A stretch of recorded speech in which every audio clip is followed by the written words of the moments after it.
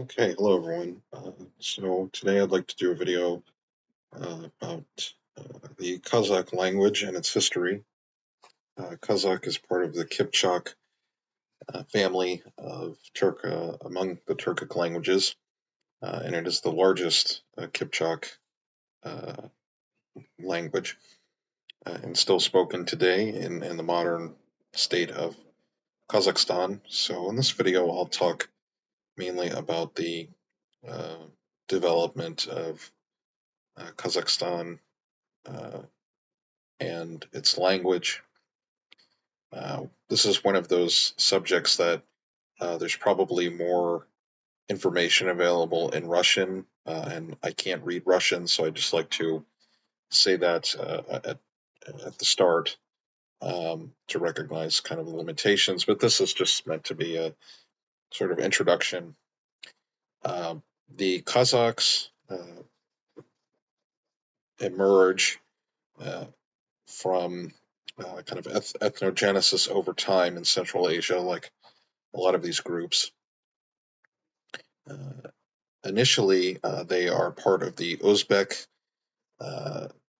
Uzbeks. Now this gets complicated because we're going back quite a ways into the basically the Timurid periods. That's like the 14th century.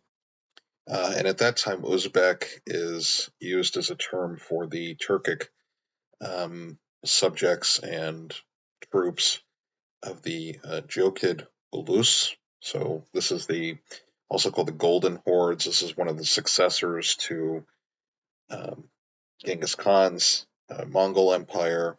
There were a lot of Turks, um, and that's where the Uzbeks emerge from. Um, and over time, you get differentiation among these groups in Central Asia.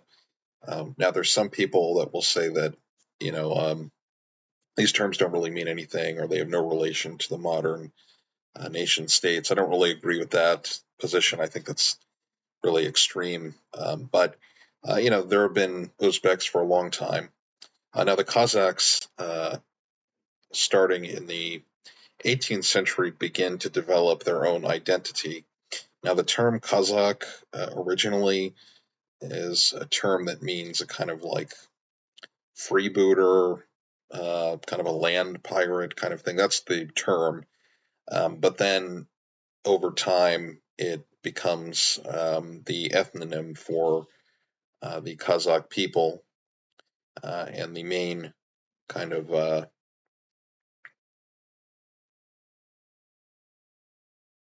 incident or an important incident in the development of Kazakh nationhood is the barefooted flight in the early 18th century, and this is when they are pushed west and south, roughly to where modern Kazakhstan is today, by the Jungar Mongols from China, where many Kazakhs were died or were killed as a result of the Jungar conquests, and a very formative event. The Kazakhs, like a lot of the people of Central Asia, were heavily affected by the expansion of the Russian Empire in the 19th century. And initially, the Kazakhs enter a relationship with Russia, seeking protection. Pretty common, sort of a 19th century colonialism. But that means linguistically, there's a long-standing kind of exchange and relationship there between Kazakh and Russian. And according to the Kazakh Manual of Karl A. Kripes, by the 1940s, so this is during the Soviet period, you have a strong tendency toward internationalization or Russification.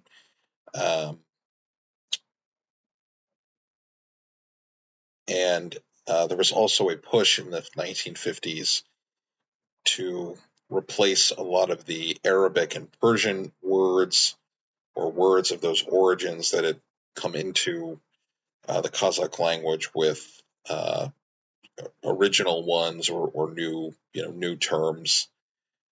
And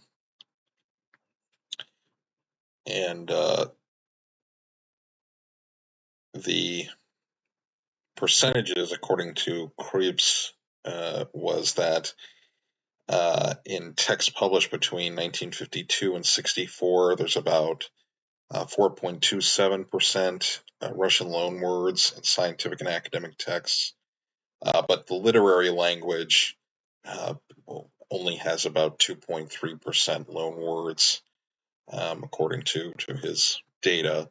And I'm not sure what the current status is, but I would be curious to find out.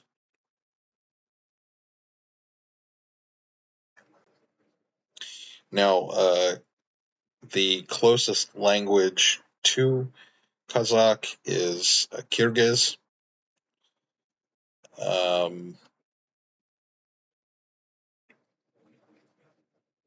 And Kyrgyz in Krebs's manual is kind of used as a sort of reference point for the language. But there are some significant lexical differences between the two.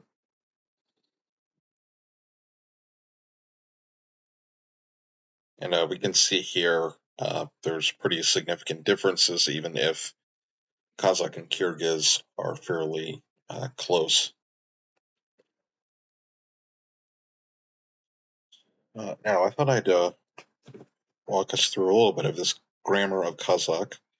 In terms of other Turkic languages, the principles and structures are, the same. Agglutinative. A lot of the cases are pretty close to Western Turkic, which is kind of interesting for me. And the one thing that I think is sort of changing in Kazakh at this time in 2025 is the alphabet. So because of the Russian, influence, which goes back quite a ways, and later the period of the Soviet rule, the Kazakhs adopted Cyrillic, and there was a proposal to transition to Latin letters, although it seems like it's sort of a still ongoing concern. I'm not sure what will happen there, but if there are any Kazakhs in the audience that would like to leave a comment, I'd be curious to know. I mean, personally, I think the Arabic script works pretty well with Turkic languages because you can express the vowel harmony more easily. But that's my opinion, and I know from when I lived in Turkey, a lot of people were pretty grateful to have Latin letters. So matter of preference, I guess. But okay, this is a grammar of Kazakh, and I guess while we're here, one thing I should point out is that there's not really a ton of resources in English, or there are several different grammars of Kazakh and manuals. This is one of them. It's pretty easily found online, but there isn't like a really standard grammar book for learners that I have found. Versus like Uyghur has a very good textbook, learning textbook, and some of the other languages we've talked about on this channel have like kind of the standard, kind of learning grammar that's very good, and we don't really have that here. This is more of kind of like a linguistic overview.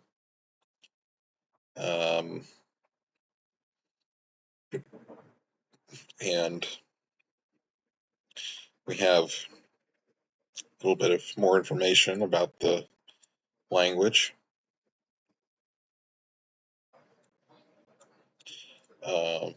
This detail is kind of interesting.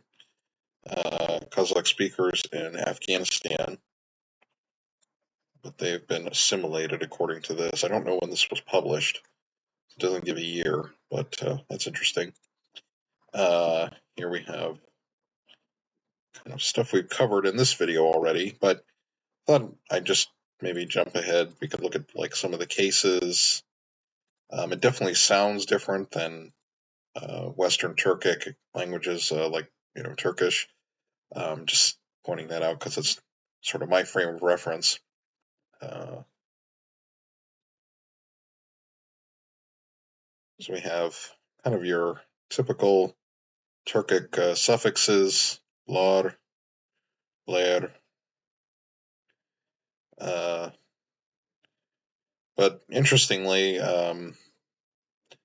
it's not just L, so we have, like here in these examples, we have balalar, which sounds like it could be in Turkish, but then we have things like mektepter, so you have a T, or mektepter, adam dar, gul der, soz der.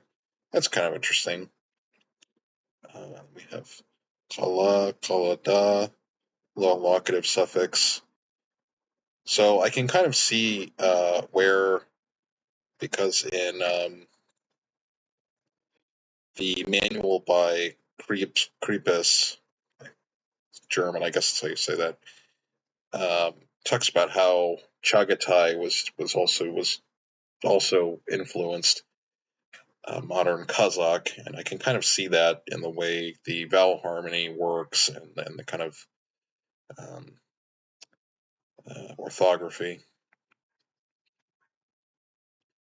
Dative suffix, yeah, this is very similar to Chagatai, which I made a video about.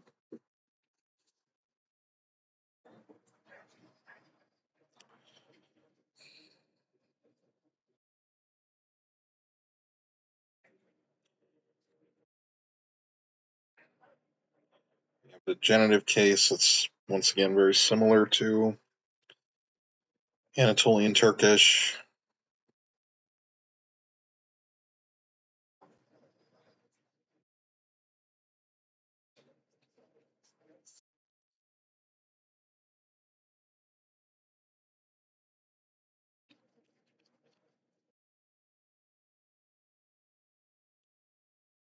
Let's move ahead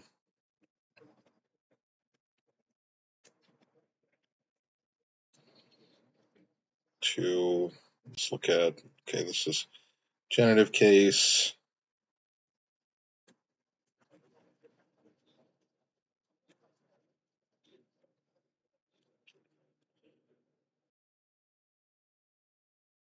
Here's some stuff about that show the sentence structure.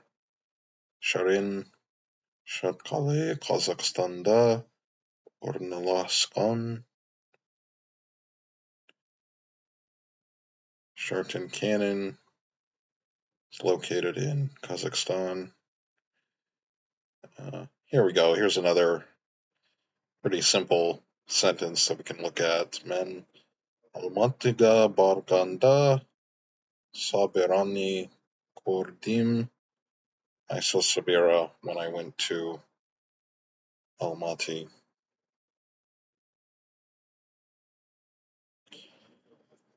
So, yeah, quite a bit different than Anatolian or Western Turkish, but pretty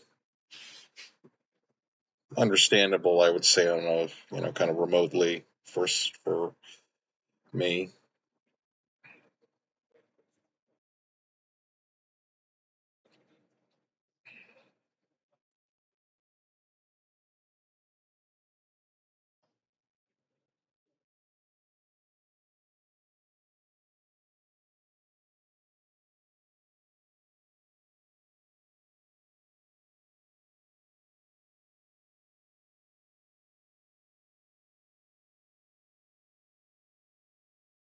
Yeah, I think I'll leave it there.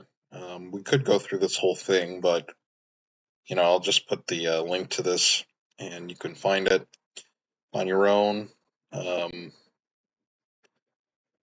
compared to Uzbek, this is much more understandable, I think, if you are coming from a Western Turkic language, which makes sense. I mean, because Kipchak is closer to like Anatolian or Azeri Turkish compared to something like Uzbek or one of the other languages of the Central Asia. So I hope this was interesting, just an exploration of Uzbek or Kazakh, and I hope you enjoyed it. Maybe I'll do a follow-up in the future, and if there are any interesting Kazakh people or scholars or figures maybe we could look at or texts, I'd be happy to cover that. This is sort of out of my sort of typical kind of wheelhouse, but it was interesting to cover, and I'd like to visit Kazakhstan someday. Would be fun, I think, and yeah. All right, thank you for watching, and I'll talk to you in the next video.